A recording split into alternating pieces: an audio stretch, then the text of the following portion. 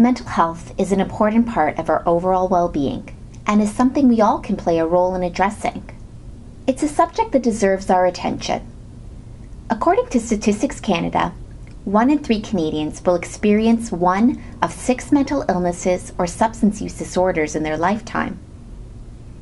Other research for the Mental Health Commission of Canada shows that, in any given year, 1 in 5 Canadians will experience a mental illness or addiction. Awareness has been raised about the importance of helping those experiencing mental illness to get access to treatments that will improve their mental health. But what about the 4 in 5, or 80% of the population, who will not experience a mental illness or an addiction? What about their mental health? Are they mentally healthy? First, what is mental health?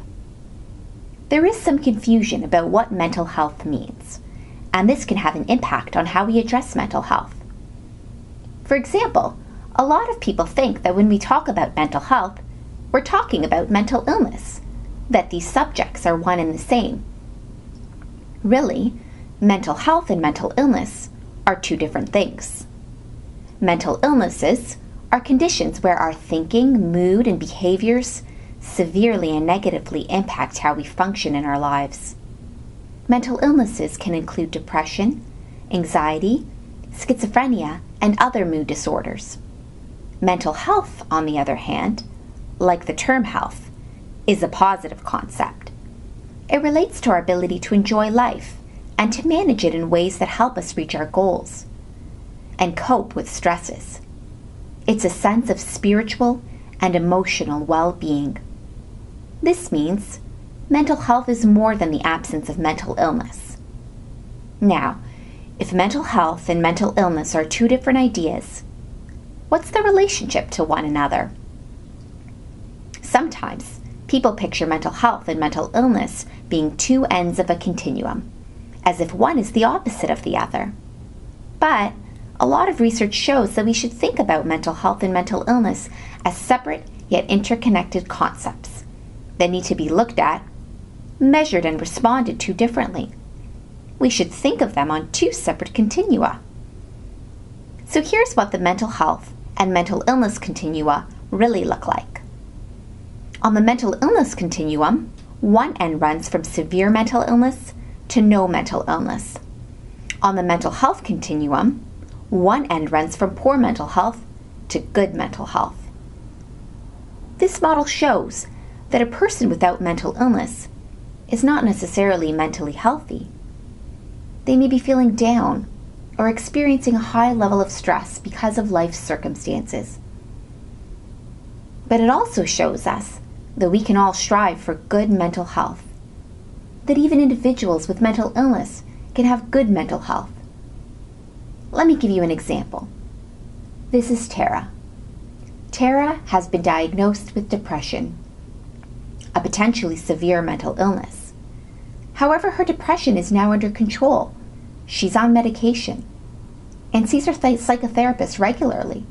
She likes her job, feels capable of completing her work, and is able to eat right, sleep well, and exercise.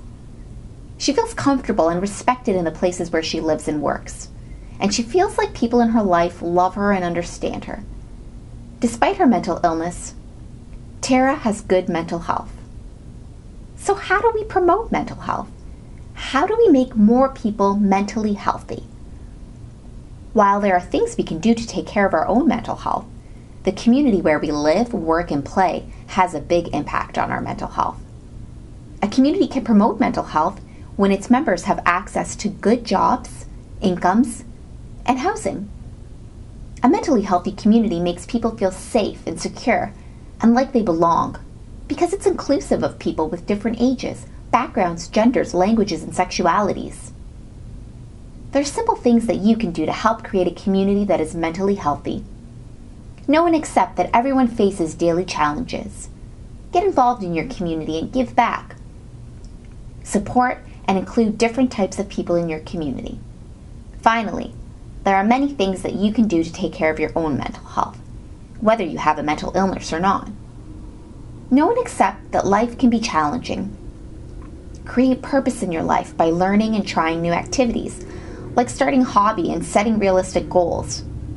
Create healthy, trusting relationships with people who accept and support you. Know and accept your strengths and weaknesses. Accept yourself and others. It's the basis of self-esteem. And learn to recognize and understand that you and others have good and bad feelings. By increasing good mental health, all of these things contribute to the overall health of Canadians. Like the World Health Organization famously said, there is no health without mental health.